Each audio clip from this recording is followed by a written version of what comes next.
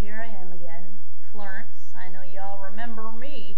You've been waiting on a package, the bird call, and here it is. Alright, what you need to do when you're doing the bird call, it's separate instructions. You need to step one, open throat hole. Step two, move it out and about, up and down and all around, and then you speak as follows. Oh, you gotta tuck the lips. Tuck them real good. Tuck the lips real good, okay? You tuck and tease and tuck with thread. Now, go on. Bird call. This is what I'm trying to say to y'all. What you do is open. That was crazy.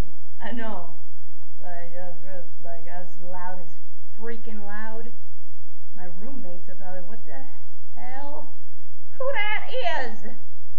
Yes, I'm sorry. The way life goes sometimes when you're on the run. Alright, well, there was the bird call for you.